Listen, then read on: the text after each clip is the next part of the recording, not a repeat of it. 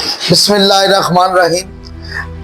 عزیز بچوں اور عزیز ساتھیوں، میں خاص طور پہ یہ آج کی جو ویڈیو اور ایسی بہت سی ویڈیوز ہر روز اپنے بچوں کے لیے سبق آموز لے کے آیا کروں گا، اور آج میں لے کے آیا ہوں آپ کے لیے ایک ایسا سبق آموز کہانی افسانہ جو آپ کو ایک اچھا پیغام دے گا۔ ایک کسان تھا، چوہے نے اس کے گھر میں بسیرا کر لیا۔ چوہا چونکہ اب اس کے گھر میں رہتا تھا، تو چوہے کے آنے کے بعد ہر کسی کو پریشانی لگ جاتی ہے کہ چوہا ہماری چیزوں کو خراب کرے گا۔ اب چوہے کے لیے وہ ایک کڑکی بولتے ہیں، وہ لے آئے، چوہا پکڑنے والی۔ اب جب چوہا پکڑنے کے لیے کڑکی گھر میں آ گئی تو کیا ہوا، چوہے نے سب سے پہلے جا کے کبوتر سے یہ بات کی، جو کبوتر ادھر رکھا ہوا تھا، کبوتر سے بات کی کہ یار گھر میں کڑکی آ گئی ہے، میری کچھ مدد کرو۔ تو اس نے کہا بھائی میں نے کون سا اس میں پھنسنا ہے، اس میں تو تم نے پھنسنا ہے، تو میں کیوں تمہاری مدد کروں۔ اس کے بعد وہ گیا بکری کے پاس، مرغی کے پاس، مرغے کے پاس، اس نے سب کو اپنی داستان سنائی اور ان سے کہا کہ بھائی میری مدد کرو، گھر میں اس طرح سے میرے پکڑنے کے لیے ایک ایسی مشین لے آئے ہیں کہ مجھے فوراً سے پہلے مار دیں گے۔ انہوں نے کہا بھائی ہمیں تو نہیں ماریں گے نا، تمہیں ماریں گے۔ خیر رات ہوئی، رات کو اس کڑکی کے اندر ایک خطرناک قسم کا کھٹاک ہوا اور کسان کی بیوی اٹھی رات کو اور اس نے دیکھا کہ کچھ ہے، اس کے اندر آیا ہے۔ جب وہ آگے گئی، اس نے آگے پاؤں لگانے کی کوشش کی تو اس میں زہریلا سانپ تھا، اس نے اسے ڈس لیا۔ جب زہریلے سانپ نے ڈس لیا تو صبح ڈاکٹر کو بلایا گیا۔ جب ڈاکٹر کو بلایا گیا تو ڈاکٹر نے، طبیب نے آگے یہ مشورہ دیا کہ اس کو کبوتر کی یخنی پلائی جائے۔ زہر تو چوس لیا ہے، زہر تو نکال دیا، لیکن اس کو کبوتر کی یخنی پلائی جائے۔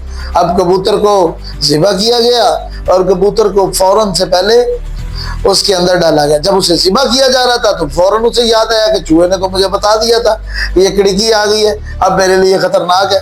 تو ہم نے اسے کس طرح خود غرضی سے یہ بات کہی تھی میں نے کہ میں نے اس میں نہیں پھنسنا، تم نے پھنسنا، یہ مشکل تیرے لیے، میرے لیے نہیں ہے۔ اب کیا ہوا، کبوتر ابھی ابل رہا تھا، کبوتر ابھی پک رہا تھا کہ کسان کا پتہ لینے کے لیے اس کے کچھ مہمان آ گئے، اور کسان کی بیوی کا پتہ لینے کے لیے کچھ مہمان آ گئے اس کے میکے سے۔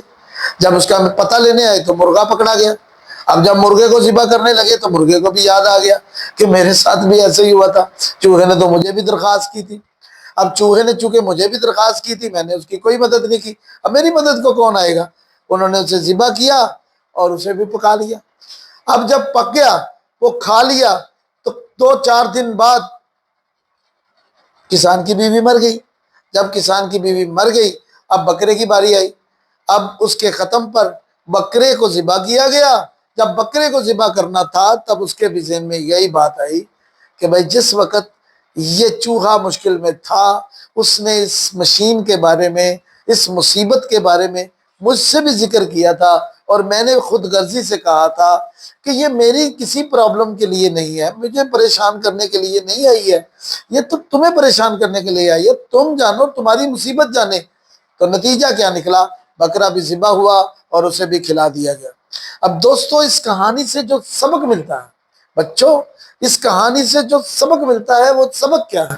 سبق یہ ہے کہ ہم لوگ جو کسی کی مصیبت کو دیکھ کر آنکھیں بند کر لیتے ہیں اور یہ سمجھتے ہیں بھائی اس پہ آئی ہے، مجھ پہ تو نہیں آئی۔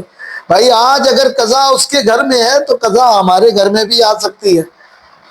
اگر آج کسی اور کو کوئی پریشانی ہے تو ہم اس کی مدد کے لیے تیار نہیں ہیں، ہم اس کی مدد کے لیے نہیں تیار، تو اس کا مطلب یہ ہے کہ کل کو ہم بھی اس کا شکار ہو سکتے ہیں۔